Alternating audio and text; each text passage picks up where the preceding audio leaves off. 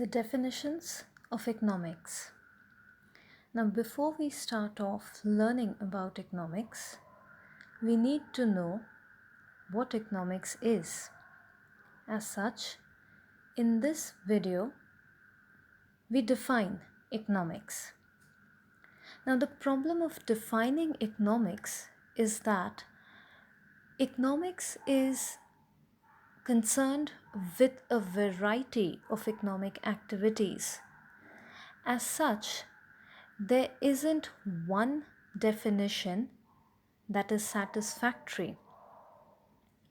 Barbara Wootton had observed that whenever 6 economists are gathered, there are 7 opinions.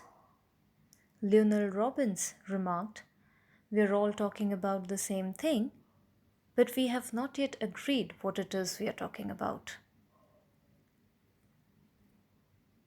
Now, this is the reason why we are sticking with 4 basic definitions of economics.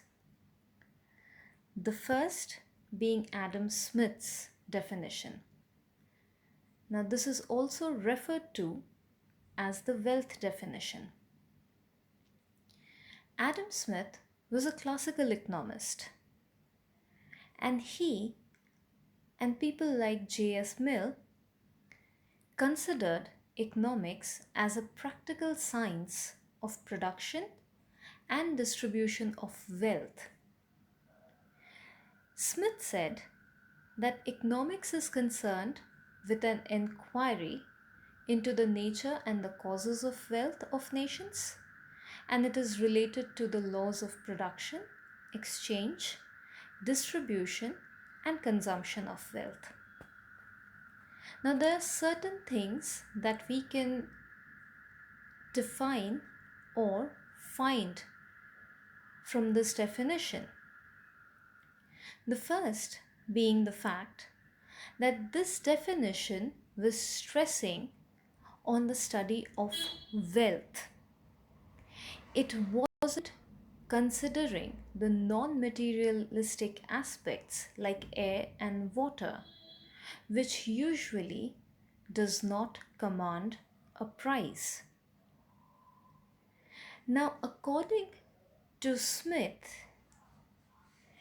economics was something that gives you a way of understanding the causes by which an economy could accumulate wealth and bring in economic development.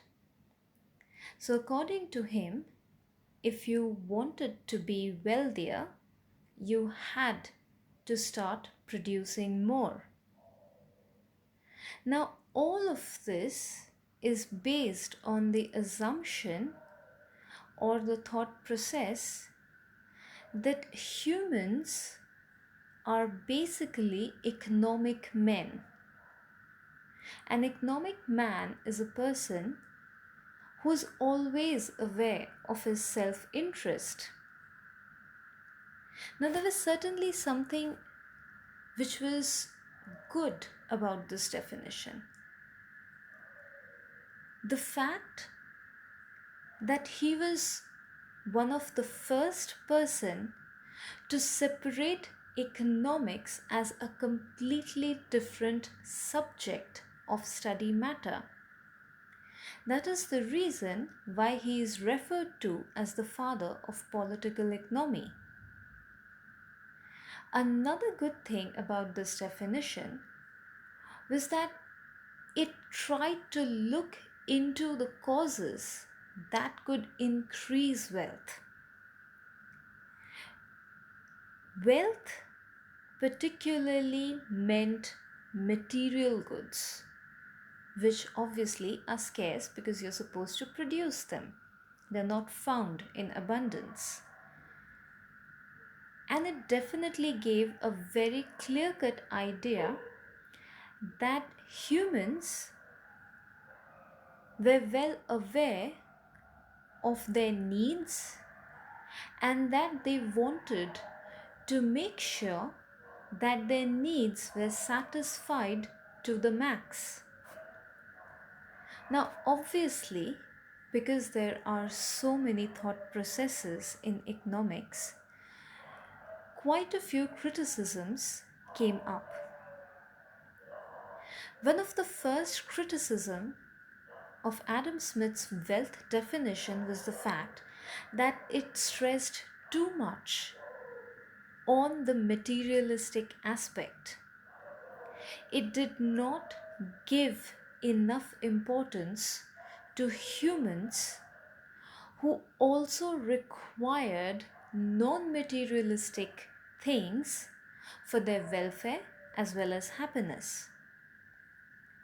This is one of the reasons why quite a few economists referred to his definition as a dismal science.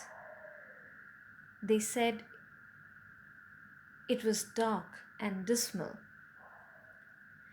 Another problem that others had with this definition was the fact that it seemed very ambiguous. There was no clarity as to what economics truly is. They felt that it was supposed to be the study of a common man, not an economic man. It stressed so much on wealth that humans, a man, was relegated to a secondary position in this definition, whereas they were supposed to be the core matter. Because wealth is not an end in itself, it is only a means to achieving ends. This is also the reason why economists felt that this definition was a little static.